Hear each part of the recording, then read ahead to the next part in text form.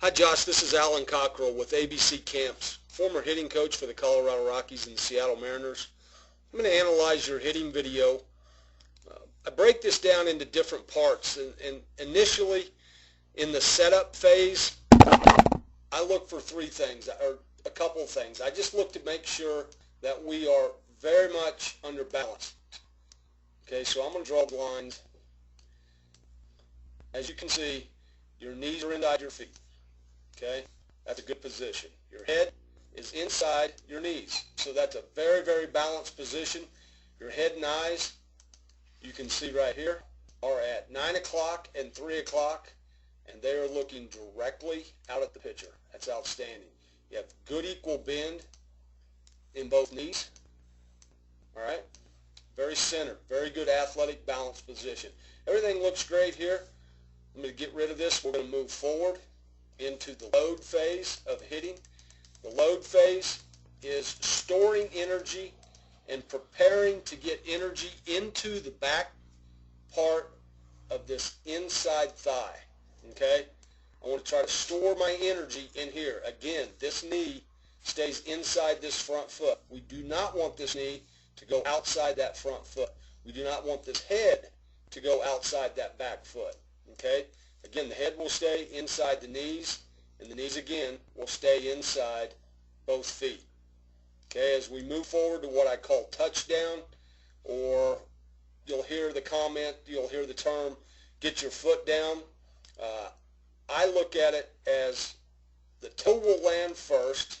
You can see here, your toe will land first, and then your heel will land. Okay, and it's not until the heel lands that really our foot is completely down and we're on the ground. All right, so when this position happens, okay, I look for a couple things. Balance again. I look for equal bend in both knees. Okay, we've got some equal bend going in both knees. I look to make sure that these hips are square. Right here. Okay, your hips, you've got just a little bit of tilt in that front hip, which means your front hip is starting to leak just a little bit early. Okay, the thing for me, Josh, that causes this front hip to leak early is your front foot. Your front foot has landed in a position that is a little bit more than 45 degrees. Okay, as you can see here, we're at, I don't know what that is, 64 degrees or something. So we're a little bit beyond the 45-degree mark.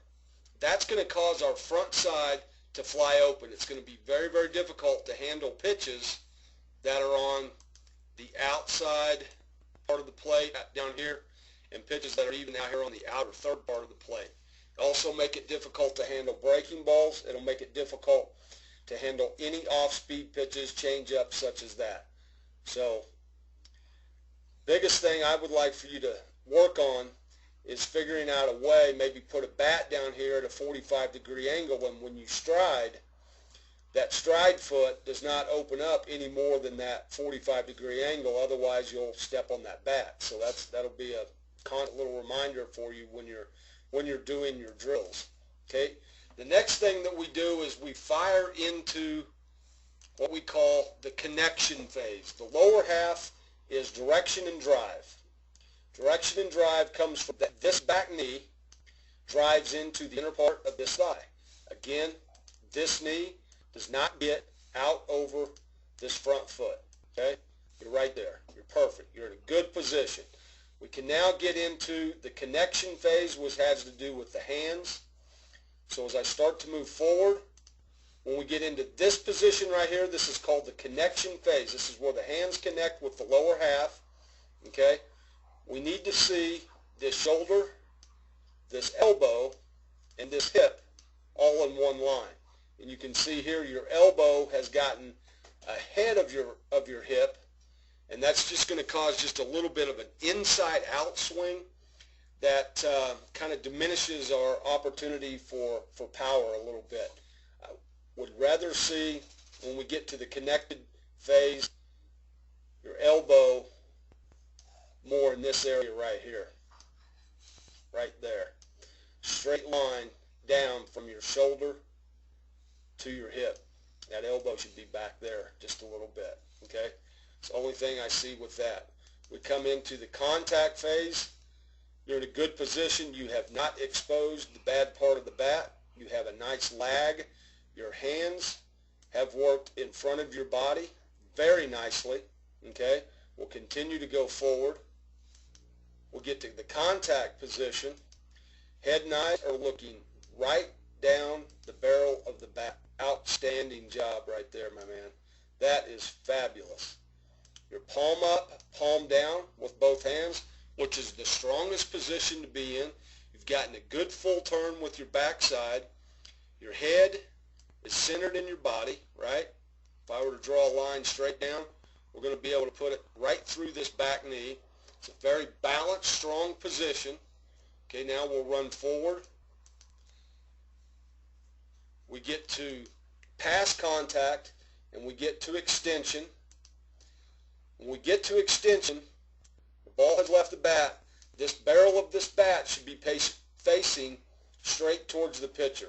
And because yours is, that means the principles, the things that we talked about early, a lot of things were very, very good that allow for this extension to go here. That's very nice. And we go forward, and we finish our swing, and we're in a pretty good position. We're under balance. Again, equal bend in both knees. Equal bend in both knees will help keep us under balance, along with keeping our head in the center of our body. Josh, the only recommendation that I would make for you is when you're hitting on the tee, set that tee outer half, set that tee outer third. When you're doing your soft toss flips, have your teammate or your coach flip you balls on the outer half, the outer third part of the plate, thigh high, and make sure that that front foot does not open up more than 45 degrees. As this thing opens too quick, that in turn is going to cause this front hip to be leaky. We're not going to be able to handle pitches on the outer half as well as we should. All in all, pretty good looking swing, buddy. Outstanding balance, and I just want to